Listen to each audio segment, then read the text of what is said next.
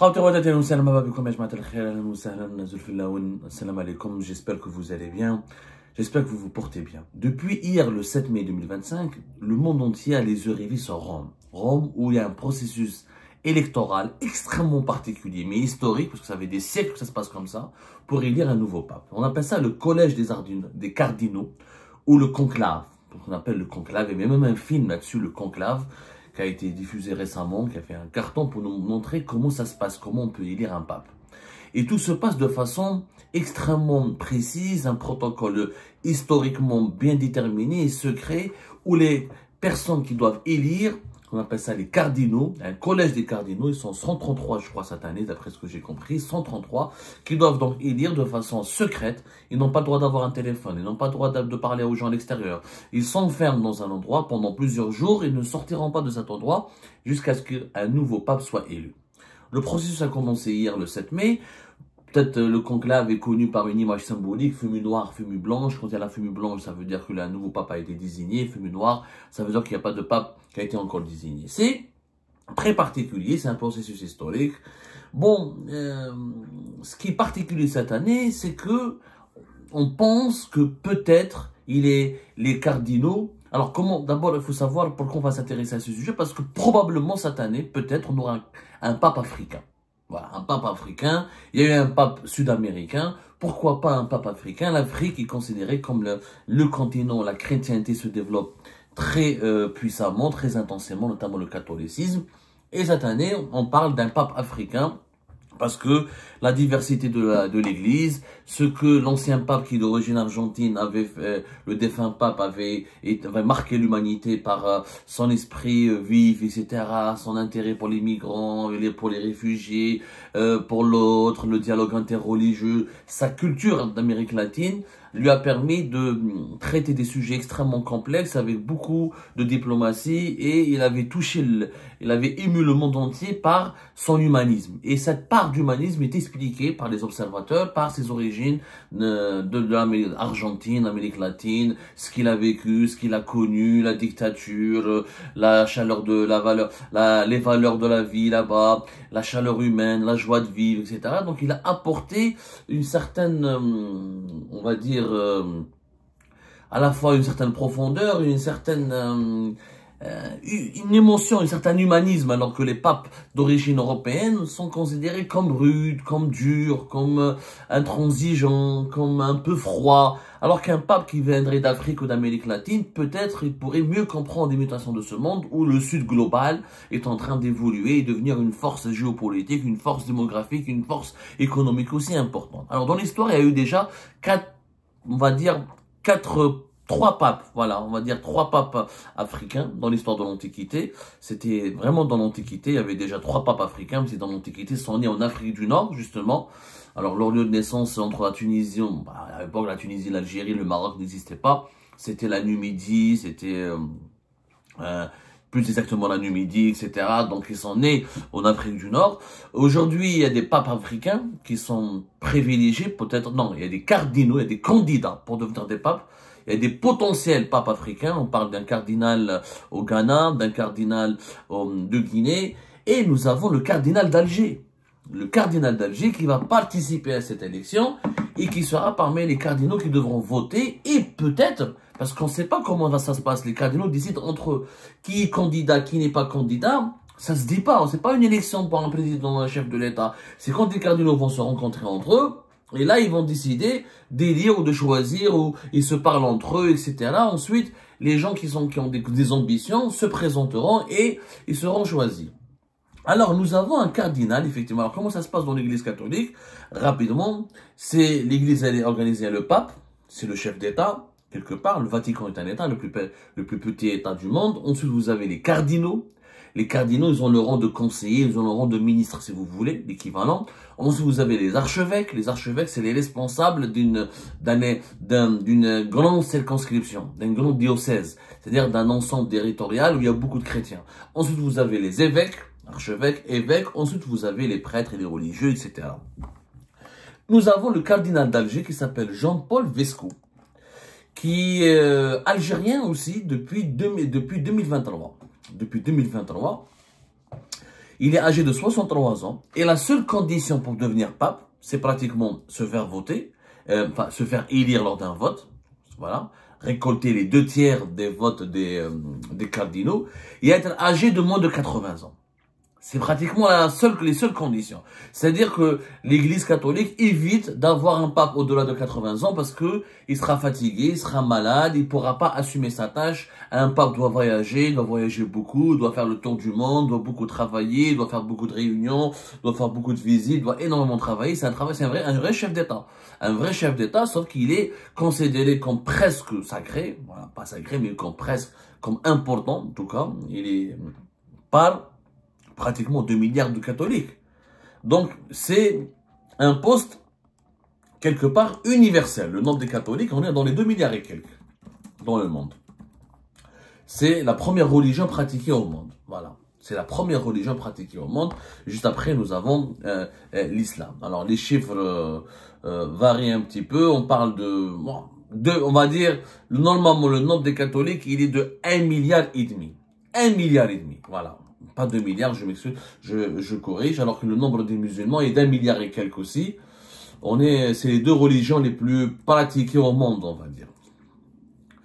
En tout cas, le pape, c'est un poste important. Alors, nous avons le cardinal d'Alger, il a été élevé cardinal récemment, alors qu'il était uniquement l'archevêque d'Alger. Quand on est élu, quand on est désigné cardinal par le pape, ça veut dire qu'on a pris une dimension importante à l'échelle de la hiérarchique de l'Église. Et d'abord, le pape François Ier, qui est mort, l'a nommé archevêque d'Alger, c'était en 2021. Il est cardinal depuis le 6 octobre 2024. Et autant que cardinal, il peut devenir pape. Rien ne l'empêche de devenir pape. Il est âgé de moins de 80 ans et il est cardinal. Alors officiellement, Jean-Paul Vesco, qui est d'origine de Lyon, qui a vécu toute sa vie à Lyon, mais qui connaît très bien l'Algérie puisqu'il a travaillé essentiellement en Algérie. Il a fait pratiquement toute sa vie en Algérie. Il a été l'évêque d'Oran, ensuite il a été à Tlemcen. Il a commencé sa carrière au service de l'Église, d'abord à Tlemcen au début des années 2000. Puis il est parti à Oran comme vicaire du diocèse de la deuxième ville d'Algérie. Ensuite il est revenu en France en 2010. Ensuite en 2012 il revient en Algérie. Il est d'abord nommé évêque d'Oran avant d'être nommé archevêque d'Alger en 2021, et en 2023, Abdelmajid Tebboune lui accorde la nationalité algérienne.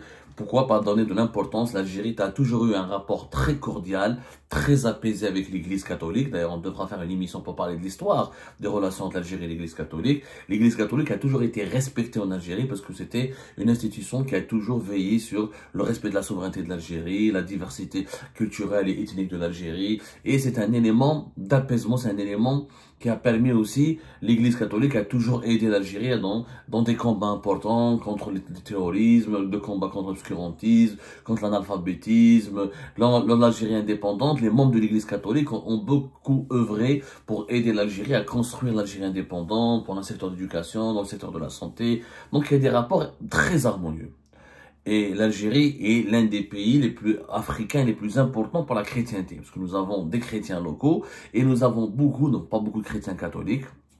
Leur nombre, il n'y a pas de chiffre très précis. On parle de fois de 50 000, entre 50 000 et 70 000. Le chiffre franchement, de 100 000, plus de 100 000 qui est évoqué par certaines sources n'est vraiment pas très fiable. Et la majorité des catholiques, on va dire, chrétiens ou la majorité des catholiques qui sont installés en Algérie sont des étrangers. C'est des étudiants d'Afrique subsaharienne, c'est des expatriés, c'est des Français qui sont restés en Algérie ou des Français qui sont venus en Algérie. C'est une petite communauté qui a un patrimoine important, l'église Notre-Dame d'Afrique, Santa Cruz d'Oran, il y a des églises à Naba. On a un patrimoine architectural et religieux assez important qui est hérité essentiellement de la colonisation, mais c'est un patrimoine architectural et religieux catholique qui fait partie du patrimoine historique de l'Algérie. Bon, officiellement, notre ami Jean-Paul Vesco n'est pas candidat. De toute façon, personne ne dit qu'il est candidat. Il n'y a pas c'est pas des élections politiques. Celui qui veut devenir pape ne le dit pas, dans les médias, ne le dit pas jamais publiquement. Ses récentes déclarations, il a dit Jean-Paul Vesco, il a dit je ne pense pas que la question, quand on lui avait posé contre des médias français ou des médias spécialisés ou des médias catholiques lui ont posé la question est-ce qu'il a envie de devenir pape, il a dit je ne pense pas que la question soit véritablement à l'ordre du jour, je ne sais pas ce que sera le conclave, mais pour l'instant je me dis que peut-être je ne rentrerai pas à Alger. Je ne me dis pas que peut-être je ne rentrerai pas à Alger. Je suis aujourd'hui absolument dans la dynamique de rejoindre mon diocèse à la mi-mai. Ça veut dire qu'il va rentrer à Alger. Un diocèse, c'est une circonscription territoriale catholique désignée par l'Église selon le nombre des fidèles qui vivent dans un territoire géographique bien précis qui est administré par un évêque ou par un archevêque. Un évêque contre la région, l'archevêque contre la région contre beaucoup de chrétiens, elle est importante pour l'Église catholique, on nomme un archevêque. Et l'Alger, elle a un archevêque. L'archevêque, c'est Jean-Paul Vesco, depuis 2021. Donc lui, il dit que je vais revenir à Alger, j'ai pas d'ambition, etc. Mais quand même, il pourrait devenir pape. Celui qui pourrait devenir pape, en tout cas, je vous parle de lui parce qu'il a une sagesse vraiment exceptionnelle. C'est quelqu'un de très très sage. Et récemment, il avait accordé une interview à un journal français qui s'appelle La Croix, et qui est un journal on va dire de tendance conservatrice. C'est le média du courant du mouvement catholique français, de ces catholiques français. C'est un média qui parle de la religion catholique, etc. Mais c'est un quotidien d'information générale. Mais il défend quelque part, il parle des préoccupations de la population catholique française. Et on lui avait posé la question sur la crise entre l'Algérie et la France. Il avait vraiment il avait une analyse très touchante. Parce que c'est quelqu'un qui vit en Algérie depuis le début des années 2000, donc il connaît très très bien l'Algérie. C'est un Français qui est né à Lyon, donc il connaît les deux pays. Il a eu un regard, il est maintenant franco-algérien, parce qu'il a la nationalité algérienne. Il a eu un regard très lucide. Regardez ce qu'il a dit dans cette interview. Le divorce entre la France et l'Algérie, appelés de leur vœu par des responsables politiques qui semblent régler des comptes avec leur histoire personnelle, serait une voie suicidaire pour la France. Les conséquences ne seraient pas seulement une rupture des relations diplomatiques avec un pays, mais le divorce silencieux de millions de Français musulmans, pas seulement franco-algériens et souvent parfaitement intégrés, avec le pays dans lequel ils vivent et qui contribue à faire vivre. C'est ce qui est en train de se produire et c'est l'une des raisons principales de ma colère. Il explique très bien le divorce entre l'Algérie. Bon, lui, il attaque, il critique un peu les autorités françaises parce qu'il a été interrogé par un média français. Je pense quand il n'y a pas de liberté de la presse en Algérie, il risque pas d'être interrogé par un média algérien sur les dirigeants algériens. Mais il le dit clairement, au-delà de ce qu'il dit sur les dirigeants français, il dit que le divorce entre l'Algérie et la France est catastrophique et chaotique, parce qu'il y a des millions de personnes qui seront touchées par des conséquences désastreuses de ce divorce, et des millions de personnes dans leur histoire personnelle qui sont liées aux deux pays, et qui contribuent au développement des deux pays, et qui contribuent à faire vivre les deux pays. Les Algériens qui vivent en France font vivre toute leur famille en Algérie, et les Algériens qui vivent en France font vivre aussi une partie de l'économie française, et contribuent au développement de la France. Et les Algériens, les Franco-Algériens, ou les Français qui vivent entre l'Algérie et la France, parce qu'ils sont franco-algériens, ils sont aussi français, pleinement français, ils contribuent à faire vivre les deux pays. Et c'est vraiment très bien dit, très bien expliqué. Et quand on lui pose aussi une question sur il a tout compris, franchement. Il a tout compris, l'archevêque d'Alger. Quand on lui dit sur les causes de la crise entre l'Algérie et la France, regardez ce qu'il dit. Il dit en Algérie, tout est fondé sur la relation de confiance. Cette confiance a été perçue comme trahie par le changement de position française sur la question hautement symbolique du Sahara occidental, alors qu'elle semblait être en train de se tisser entre les deux présidents. C'est tout de même le point de départ de la crise actuelle. Il a eu raison, il a eu vraiment raison de le rappeler. Le départ de la crise, c'était à cause du Sahara occidental et du Maroc. C'est pas à cause de Rotaillot, c'est pas à cause des migrants algériens. Le cardinal Vesco, il a tout expliqué. Le problème du Sahara occidental et du Maroc, c'est pas le Maroc en lui-même, c'est cette confiance. L'Algérie considère la France comme un pays, comme un partenaire à part.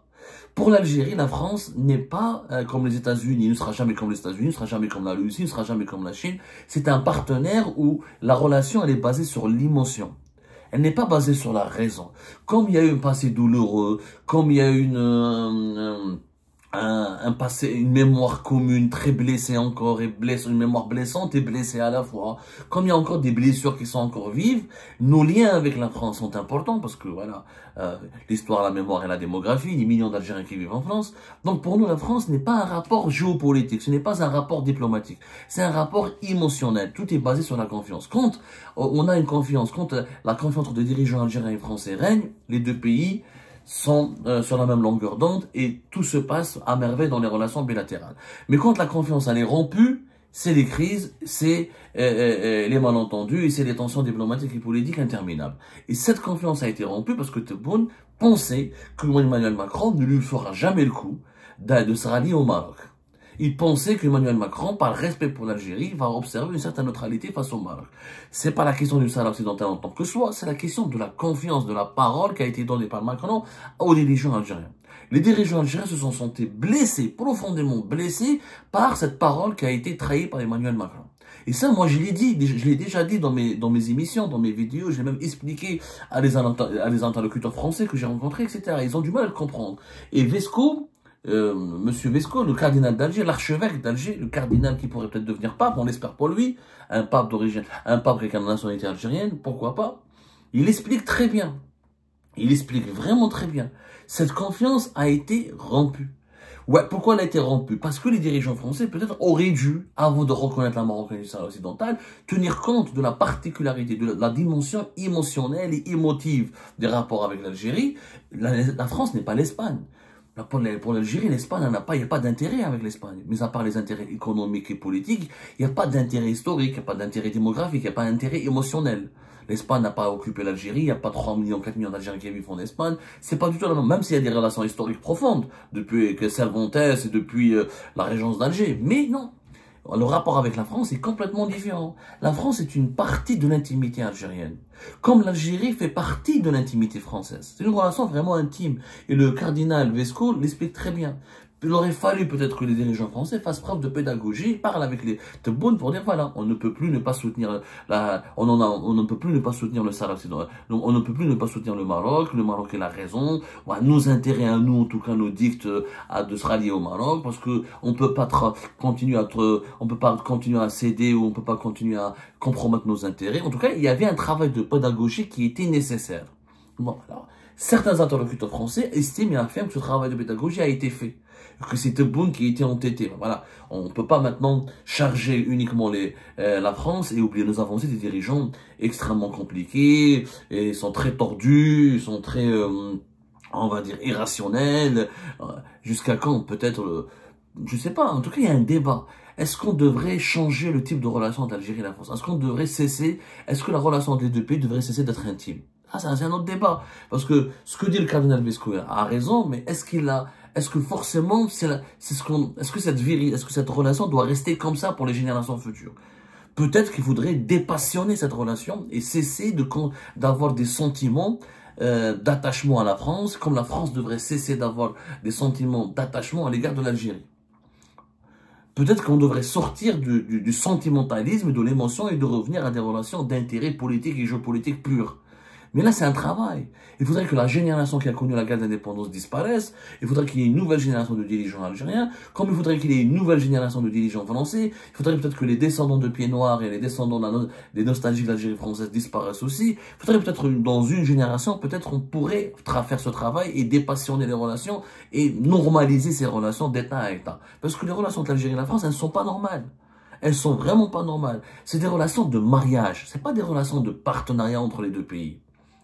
Et ensuite, bon, le cardinal Vesco parle de la blessure de la colonisation qui n'a pas été guérie, de comment la France a abusé de l'Algérie, comment l'Algérie se sent toujours abusée, des blessures qui sont totalement vives. Il a raison sur ce plan-là, oui, dans la mémoire algérienne, effectivement, on a toujours ce sentiment d'avoir été abusé, violé, etc. Mais à un moment donné, je pense qu'il faut sortir de ce cadre-là.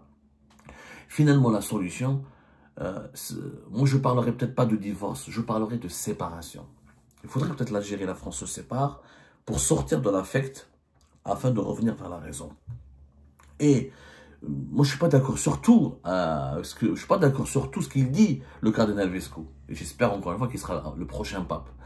Mais il a cette lucidité de trouver la bonne formule et la sagesse nécessaire pour formuler les véritables problèmes entre l'Algérie et la France. Les véritables problèmes entre l'Algérie et la France sont la confiance, le sentiment de confiance qui a été rompu, le sentiment de dépendance l'un vers l'autre. Les Algériens sont dépendants de la France est dépendante de l'Algérie. Qu'on le veuille ou non, parce qu'on a des liens d'intimité. Cette relation d'intimité qu'on a entre les deux. Tant que, dans ce cadre-là, on accepte ce cadre-là pour régir les relations bilatérales, si on n'accepte plus ce cadre-là, il faut se séparer dans la douceur. Il faut se dire, ok, on a une histoire commune, mais c'est plus la priorité de l'histoire. On a des millions de personnes qui vivent entre les deux pays, c'est bien. On peut utiliser ce paramètre comme étant une richesse pour entretenir les relations bilatérales et les développer, mais ça peut pas être un baromètre pour décider de certains choix géopolitiques, de certains choix diplomatiques. Mais là, c'est un débat, c'est un dialogue qui doit se mettre en place entre Français et Algériens pour assainir leurs relations. Mais il faut déjà qu'ils reconnaissent dès le départ qu'ils sont un couple, que ce n'est pas un partenariat d'État à État, c'est un couple. C'est un couple parce qu'il y a très peu de pays. Il y a très peu de pays qui ont une relation particulière aussi douloureuse. L'indépendance de l'Algérie, c'est vrai que c'est 60 ans, mais ça 60 ans, peut-être c'est très peu à l'échelle d'une nation. Les États-Unis et la Grande-Bretagne, ils avaient la même relation. La Grande-Bretagne avait colonisé les États-Unis, il y avait une guerre d'indépendance menée par les Américains. Les colons américains, ce sont des descendants des Britanniques ou d'Irlandais, etc., avec un peu d'Allemands et de Français d'ailleurs, mais les relations entre les deux États, la Grande-Bretagne et les États-Unis d'Amérique, sont restées très passionnelles durant les premiers siècles de l'indépendance des États-Unis d'Amérique. Mais comme les États-Unis d'Amérique sont indépendants depuis pratiquement 3 siècles, maintenant la relation a été dépassionnée. La relation entre l'Algérie et la France, je pense qu'elle va suivre le même chemin que la Grande-Bretagne et les États-Unis, c'est-à-dire elle sera dépassionnée, que les deux pays vont se séparer, que chacun parlera, il n'y aura plus assez d'émotions, il n'y aura plus d'émotions, qu'il n'y aura que la raison d'État qui va triompher, il y aura une certaine relation historique et humaine, mais pas plus. Pas plus. Mais il faudra du temps. Peut-être il faudra encore. Moi, je pense que la génération future des dirigeants algériens et la génération future des dirigeants français pourraient sortir de ce cadre émotionnel pour imposer un cadre rationnel aux relations entre les deux pays. Mais il faut du temps et pendant ce temps-là, il faut trouver des solutions pour que les déchirures de cette relation intime soient les moins blessantes possibles et les moins préjudiciables pour les intérêts des deux pays. C'est pour ça que je vous invite vraiment à lire les positions du cardinal Vesco et c'est pour ça que j'ai décidé de vous en parler aujourd'hui. J'estime qu'il est sage et très lucide et qu'il nous apporte un regard sur les véritables causes du problème entre l'Algérie et la France. Il pourrait devenir pape, je l'espère pour lui. Enfin un pape algérien, un pape africain, ça nous fera plaisir.